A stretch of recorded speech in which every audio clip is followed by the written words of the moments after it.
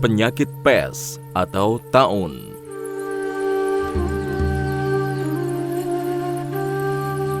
Taun atau pes merupakan jenis penyakit infektif atau menular dan pandemik yang disebabkan dan ditularkan oleh bakteri Bacillus yang ditemukan pertama kali oleh Yersin tahun 1849 Masehi, sehingga kemudian dikenal dengan sebutan Bacillus Yersin.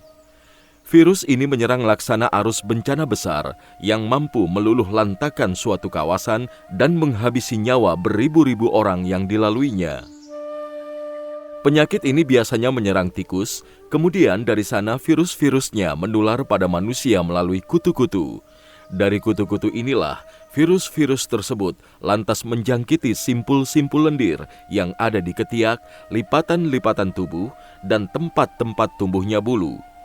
Pada tahapan berikutnya, bagian-bagian tubuh ini akan membengkak, lantas membusuk, hingga menjadi seperti kotoran hewan. Penyakit ini bisa juga menyerang paru-paru, baik disertai atau tidak disertai serangan terhadap simpul-simpul lendir, sehingga jelas sangat membahayakan jiwa. Dalam sejarahnya, penyakit pes ini pernah mewabah di Syam pada tahun 18 Hijriah atau sekitar 639 Masehi dan lebih dikenal dengan sebutan Taun Amwas atau pes Amwas, merujuk pada sebuah daerah kecil bernama Amwas yang terletak di antara Yerusalem dan Ar-Ramlah, tempat pertama kali penyakit ini menyerang manusia. Dari daerah kecil inilah penyakit pes kemudian menyebar ke seluruh wilayah Syam. Al-Waqidi menuturkan, selama berlangsung pandemi pes Amwas, ada sekitar 25.000 orang Muslim di Syam yang meninggal dunia. Pendapat lain menyebutkan bahwa yang meninggal dalam pandemi tersebut mencapai 30.000 orang. Informasi ini dilansir oleh Ibnu Katsir dalam kitab Al-Bidayah wa An-Nihayah. Disebutkan dalam sebuah hadis yang diriwayatkan Ahmad dari Aisyah radhiyallahu anha, tuturnya, Rasulullah Shallallahu Alaihi Wasallam bersabda, "Umatku tidak akan binasa kecuali dengan ta'an dan ta'un." Saya bilang, "Wahai Rasulullah, kami sudah mengenal apa itu ta'an, lalu apa yang dimaksud ta'un?" Beliau menjawab, "Ia adalah gudah sebagaimana yang menimpa onta. Orang yang tetap di sana mati sebagai syahid, dan yang lari dari sana sama seperti orang yang lari dari perang." Hadis ini merupakan dasar pijakan karantina yang baru dikenal pada abad ke-20. Jika dalam suatu negara terjadi pandemi penyakit yang mematikan, maka harus diterapkan kebijakan karantina. Tidak ada seorang pun yang boleh masuk ke kawasan karantina karena dikhawatirkan akan ikut terjangkiti penyakit mematikan itu. Sebaliknya, orang yang berada dalam ruang itu tidak diperbolehkan keluar karena dikhawatirkan telah terjangkiti penyakit menular yang masih dalam tahap inkubasi, lalu penyakit itu menular keluar daerah atau bahkan menyebar ke seluruh dunia. Dengan alasan itu, seseorang hanya diperbolehkan keluar dari tempat itu setelah mendapatkan vaksin antivirus penyakit menular ini. Tidak hanya itu, ia masih harus ditempatkan di ruang isolasi selama masa inkubasi wabah ini. Tergantung lama masa inkubasi penyakitnya, sebab masing-masing penyakit menular memiliki masa inkubasi sendiri-sendiri. Jika ia dinyatakan negatif dengan bukti yang tidak ditemukannya gejala penyakit di dalam tubuhnya, maka ia baru dinyatakan sehat dan boleh bepergian dan melakukan kontak dengan orang lain.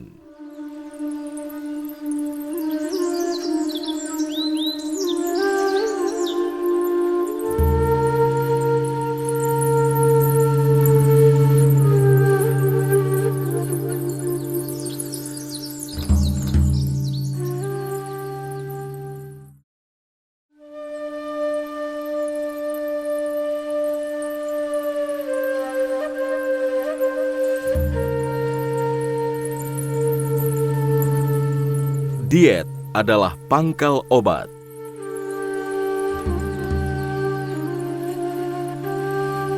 Diriwayatkan dari Aisyah radhiyallahu anha, istri Nabi Shallallahu Alaihi Wasallam, bahwasannya jika ada salah seorang anggota keluarganya yang meninggal dunia, lalu para wanita berkumpul kemudian bubar, ke rumah masing-masing kecuali keluarga dan orang-orang terdekatnya. Maka ia pun memerintahkan untuk mengambil seperiuk bubur talbinah atau bubur encer, lalu dimasak. Kemudian dibuatlah remukan-remukan roti, lantas dituangkanlah bubur itu ke atasnya. Selanjutnya ia berkata, "Makanlah." Saya pernah mendengar Rasulullah Shallallahu Alaihi Wasallam bersabda, "Bubur talbinah bisa melegakan hati orang yang sakit dan menghilangkan beberapa kesedihan." Dalam sebuah riwayat yang dilansir Al-Bukhari disebutkan, Aisyah radhiyallahu anha pernah memerintahkan untuk membuat talbinah sambil berkata, "Ia adalah hal dibenci yang bermanfaat." Diriwayatkan pula bahwa Aisyah radhiyallahu anha berkata, jika salah seorang anggota keluarga Rasul terserang demam, Rasulullah Shallallahu Alaihi Wasallam selalu memerintahkan untuk membuat hassa atau sup. Beliau bersabda, "Hassa dapat melegakan hati orang yang sedih dan melenyapkan beban kesedihan hati orang yang sakit. Persis sebagaimana langkah salah seorang dari kalian yang menghilangkan kotoran dari wajahnya dengan air." Hadis riwayat At-Tirmizi. Diriwayatkan juga dari Ummu Al-Munzir binti Hais Al-Ansariyah radhiyallahu anha, tuturnya, Rasulullah pernah berkunjung ke rumahku bersama Ali radhiyallahu anhu. Ketika itu Ali baru saja sembuh dari sakitnya dan kondisi kesehatannya belum benar-benar pulih. Kami memiliki anggur yang digantungkan. Rasulullah Shallallahu Alaihi Wasallam lalu berdiri untuk makan anggur itu. Ali pun ikut berdiri untuk makan, tetapi Rasulullah Shallallahu Alaihi Wasallam berkata, "Jangan, kamu ini baru saja sembuh dari sakit," sehingga Ali berhenti. Ummu Al-Munzir melanjutkan, "Kebetulan saat itu aku memasak bubur gandum dan sayuran, lalu aku pun menyuguhkannya pada Rasulullah Shallallahu Alaihi Wasallam dan Ali. Beliau pun bersabda, 'Hai Ali, konsumsilah ini. Ini lebih bermanfaat bagi kamu.'" Hadis riwayat Abu Daud dan Ibnu Majah. Sebuah kaul maksur atau kata hikmah menyatakan, diet itu adalah pangkal obat, sedangkan perut banyak makan adalah sarang penyakit. Statement ini bukan termasuk hadis Nabi Shallallahu Alaihi Wasallam, akan tetapi hanya ungkapan populer yang dilontarkan oleh seorang tabib berkebangsaan Arab, Al-Harits bin Kaldah. Pangkal obat adalah diet. Ibnu Hajar menjelaskan, mengutip keterangan Al-Asmu'i, talbinah adalah bubur yang dibuat dari tepung gandum untuk kemudian dibubuhi madu. Ada juga yang menyamakan bubur talbinah dengan susu, dan ia disebut talbinah karena kemiripannya dengan susu atau laban dari segi kelembutan dan warna putihnya. Sedangkan talbinah menurut Abu Nuaim dalam At-Tib An-Nabawi adalah tepung murni. Definisi lengkap dikemukakan oleh Al-Baghdadi. Talbinah adalah sup atau bubur. Ia sebanding dengan susu karena bentuknya yang lembut dan matang, tidak kasar dan masih mentah. Jika ingin mengetahui manfaat talbinah, kamu harus mengetahui manfaat kuah sayuran, lebih-lebih jika berbentuk nakalah yang ditumbuk halus. Khasiat makanan ini akan bekerja atau bereaksi dengan cepat, terutama jika diminum dalam kondisi hangat. Terkait dengan diet, Ibnu Al-Qayyim menjelaskan, diet ada dua macam. Diet dari segala sesuatu yang berpotensi mendatangkan penyakit, dan diet dari segala sesuatu yang bisa memperparah penyakit itu. Jenis diet pertama diterapkan pada orang sehat, sedangkan yang kedua diterapkan pada orang sakit. Sistem diet mengacu pada firman Allah Subhanahu wa Ta'ala. "Dan jika kamu sakit atau sedang dalam musafir, atau kembali dari tempat buang air, atau kamu telah menyentuh perempuan, kemudian kamu tidak mendapat air, maka bertayamumlah kamu dengan tanah yang baik atau suci." Quran Surat An-Nisa, Surat 4, ayat 43. Orang yang sedang sakit disarankan untuk melakukan diet dengan tidak menggunakan air, misalnya mandi, apalagi mandi junub, karena hal itu dapat berdampak negatif pada kondisi kesehatannya yang masih lemah. Diet lebih tepat diterapkan pada orang yang baru sembuh dari sakit dan belum pulih total, karena biasanya orang yang sakit tidak akan langsung sembuh secara total. Akan tetapi ia datang secara berangsur-angsur. Diet juga perlu diterapkan pada orang ini karena kekuatannya mencerna makanan masih lemah, sementara selera makannya tinggi, sehingga jika tidak hati-hati, maka makanan yang kurang baik akan menyebabkan sakit. Larangan Nabi SAW kepada Ali agar tidak makan buah anggur segar sewaktu ia baru pulih dari sakit merupakan tindakan yang tepat, sebab buah-buahan tidak baik dikonsumsi oleh orang yang baru sembuh dari sakit, karena buah-buahan terkonversi dengan cepat sementara kondisinya masih terlalu lemah untuk merespon proses konversi ini. Buah-buahan juga relatif berat bagi lambung, sehingga ia lebih disibukkan dengan urusan memproses dan menangani buah-buahan ini daripada menghilangkan sisa-sisa penyakit. Sementara itu, ketika sayuran atau sup itu disuguhkan, beliau langsung menyuruh Ali untuk memakannya. Sebab sup adalah makanan yang paling baik bagi orang yang baru sembuh dari sakit dengan kondisi kesehatan yang belum pulih total. Kuah sayuran memberikan efek kesegaran, mensuplai nutrisi pada tubuh dan fungsi pelunakan, apalagi jika dimasak dengan akar ubi-ubian. Menu terakhir ini paling tepat bagi orang yang mengalami gangguan pencernaan. Baik dalam kondisi sehat maupun sakit, diet tidak perlu dilakukan secara ekstrim tanpa mengonsumsi apa-apa. Akan tetapi jika ia bernafsu pada sesuatu, makanan, ia boleh mengonsumsinya sedikit dengan kadar yang tidak sulit dicerna lambung. Hal ini tidak membahayakan, bahkan barangkali mungkin bermanfaat, sebab lambung dan tabiat diri menerimanya dengan sukacita, sehingga keduanya pun terhindar dari efek sampingnya. Karena itu, Rasulullah SAW membiarkan Suhaib mengonsumsi kurma dalam porsi yang tidak terlalu banyak. Suhaib bercerita, "Aku pernah mendatangi Rasulullah SAW dengan membawa roti dan kurma di tanganku. Beliau bersabda, 'Kemari dan makanlah.' Aku pun mulai makan buah kurma itu. Nabi SAW lantas bertanya kepadaku, 'Kamu makan kurma sementara kamu sedang sakit mata?' Aku menjawab, 'Saya mengunyahnya dari arah yang lain.' Mendengar jawaban tersebut, Rasulullah SAW hanya tersenyum tanpa melarang maupun memerintahkannya. Hadis riwayat Ibnu Majah. Merupakan sebuah kemukjizatan nabawi tersendiri ketika ternyata ada kecocokan antara petunjuk Rasulullah SAW dalam berdiet dengan fakta-fakta kedokteran modern yang mendefinisikan diet sebagai pengaturan makan yang diterapkan khusus pada orang sakit dengan mengharuskannya untuk mengikuti pola makan tertentu yang tidak boleh dilanggarnya, atau dengan mencegahnya dari konsumsi beberapa jenis makanan atau minuman yang bisa memperparah sakitnya. Diet dengan demikian dapat dianggap sebagai bagian dari terapi dalam banyak kasus, dan setiap pasien memiliki pola diet sendiri-sendiri. Bahkan Rasulullah SAW menegaskan pentingnya melakukan diet hingga pada masa penyembuhan atau recovery. Dan salah satu petunjuk Nabi SAW dalam berdiet adalah memberikan makan orang sakit dengan makanan paling lembut yang bisa ia konsumsi. Rasulullah SAW pun kemudian memberikan resep berupa bubur talbinah atau bubur sumsum dan sup atau hassa, sebab keduanya mudah dicerna dan lembut. Kedua jenis makanan ini dapat merehatkan lambung sekaligus menguatkan fungsi pencernaannya. Keduanya pun dapat memperingan pengaruh kesedihan karena dalam kondisi emosional seperti sakit, makanan yang keras seringkali membuat penderita mengalami kesulitan dalam mengunyah dan mencerna makanan.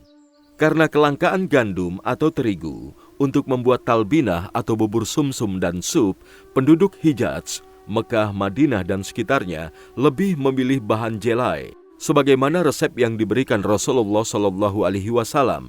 Uniknya, sumber-sumber otoritatif kedokteran modern ternyata juga menganjurkan konsumsi sup jelai ini sebagai resep diet sekaligus sebagai makanan yang lembut mudah dicerna. Sebab jelai yang digunakan untuk sup atau bubur melalui proses penumbukan terlebih dahulu sampai halus, kemudian dibuangi kulitnya. Setelah itu jelai ini dimasak dengan air ataupun susu dan dijadikan menu makanan bagi orang yang sakit dan anak-anak. Menu ini juga diresepkan untuk orang yang mengalami gangguan kesehatan, demam, kurang nafsu makan, atau kesulitan pencernaan. Petunjuk lain Nabi Shallallahu Alaihi Wasallam dalam melakukan diet adalah tidak memaksa orang yang sakit untuk makan atau minum ketika ia tidak berselera. Diriwayatkan dari Uqbah bin Amir al-Juhni, ia berkata, Rasulullah Shallallahu Alaihi Wasallam bersabda, "Janganlah kalian memaksa orang-orang yang sakit di antara kalian untuk makan, sebab Allah yang akan memberi mereka makan dan minum." Hadis riwayat Ibnu Majah dan At-Tirmizi. Ibnu Al-Qayyim berkomentar, betapa deras manfaat yang mengalir dari statement Nabi Shallallahu Alaihi Wasallam yang memuat hikmah-hikmah ilahiyah ini. Ketika orang yang sedang sakit merasa tidak berselera menyantap makanan dan minuman, hal itu sesungguhnya lebih dikarenakan kesibukannya melawan rasa sakit atau lemah, bahkan padamnya selera makannya. Dalam tahqiq atau suntingannya atas kitab At-Tib An-Nabawi karya Ibnu Al-Qayyim, Dr. Adil Al-Ashari menulis, sebagian besar kondisi sakit dibarengi dengan hilangnya nafsu makan di dalam diri si penderita. Pemberian makanan secara paksa dalam kondisi ini justru akan semakin memperparah kondisinya karena sistem pencernaannya tidak bisa berfungsi sebagaimana mestinya, sehingga berakibat pada kesulitan mencerna makanan dan memburuknya kondisi si penderita. Penderita sebaiknya diberi makanan khusus yang mudah dikunyah dengan porsi yang disesuaikan, dan kepulihan kondisi kesehatan orang yang sakit ditandai dengan kembalinya selera makannya. Dr. An-Nasimi menambahkan, hikmah atau kebijaksanaan Allah Subhanahu wa Ta'ala menetapkan bahwa dalam tubuh manusia terdapat simpanan makanan dalam jumlah banyak yang dapat digunakan ketika ia tidak bisa mengonsumsi makanan atau diet misalnya. Untuk itu, para keluarga penderita tidak perlu merasa susah karena hilangnya selera makan anggota keluarga mereka yang sedang sakit. Tambahan, lambung yang sedang mengalami gangguan karena sakit tidak dapat menahan kelebihan makanan, bahkan tidak dapat menahan makanan sama sekali dan pada akhirnya menyebabkan muntah. Oleh karena itu, keluarga penderita tidak diperbolehkan memaksa anggota keluarga mereka yang sedang sakit untuk makan ketika ia memang tidak mau makan.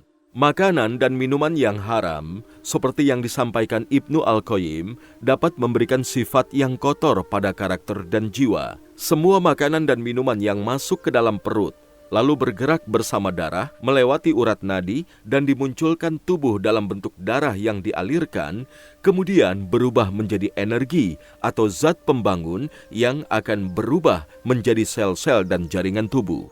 Jika ada barang kotor yang masuk ke dalam perut manusia, lalu berjalan melewati urat nadi bersama darah, sehingga barang kotor ini menjadi sumber kekuatan tubuh yang menggerakkan tangan, lidah, pikiran dan hati, atau menjadi salah satu otot tubuh, salah satu sel tubuh, atau sel sperma yang keluar dari tulang rusuknya, maka tidak diragukan lagi kotoran itu akan mempengaruhinya. Disinilah letak kebenaran ungkapan Ibnu Al-Qayyim yang menyatakan, karena itu Allah mengharamkan bagi hamba-hambanya makanan, minuman, dan pakaian yang kotor karena jiwa akan terkena imbas dari sifat dan wujud kotor ini. Ibnu Al-Qayyim menambahkan, sudah maklum adanya bahwa keyakinan seorang muslim pasti mengharamkan khamr. Ini karena adanya jurang pemisah antara dirinya dengan nilai positif dan kemanfaatan khamr dan antara husnuzonnya dengan penerimaan khamr itu bagi dirinya. Selain itu, jika hamba memiliki iman yang kuat, maka seorang hamba akan membenci dan berkeyakinan buruk tentang khamr sekaligus mengecapnya sebagai benda yang paling ia benci. Dengan demikian, ketika ia meminumnya, khamr itu akan menjadi penyakit baginya, bukan obat. Ungkapan yang disampaikan Ibnu Al-Qayyim ini sungguh luar biasa dan sekarang ini penelitian-penelitian medis sedang diarahkan ke sana. Objek kajiannya ialah perbedaan pengaruh obat yang sama terhadap kelompok orang yang berbeda. Obat ini dengan sendirinya dimungkinkan dapat memberikan pengaruh pada sejumlah orang melalui cara tertentu dan pengaruh ini mengalami perbedaan, walaupun sedikit, ketika diterapkan pada kelompok yang lain. Bahkan, Pengaruh obat ini mengalami perbedaan antara satu orang dengan orang yang lain. Perbedaan ini disebabkan oleh beberapa faktor yang bukan paling minimal faktor psikologis orang yang mengonsumsinya. Jika merasa yakin akan fungsi kesembuhan obat itu, maka ia akan mendapatkan hasil kesembuhan seperti yang ia yakini. Sebaliknya, jika tidak merasa yakin akan khasiat obat yang dikonsumsi, maka ia pun tidak akan mendapatkan manfaat kesembuhan apapun dari obat itu. Bahkan tidak jarang, ia justru mendapatkan efek samping yang tidak baik. Masalah ini menjadi topik baru dalam dunia medis. Inilah nilai kecemerlangan Ibnu Al-Qayyim, bagaimana ia dapat menemukan pengaruh psikologis terhadap penerimaan obat yang sampai saat ini belum ditemukan hakikatnya secara jelas. Penelitian-penelitian tentang masalah ini kini masih terus dilakukan. Adapun pengaruh obat yang kotor atau makanan dan minuman yang kotor terhadap keturunan juga termasuk salah satu topik baru dalam dunia medis.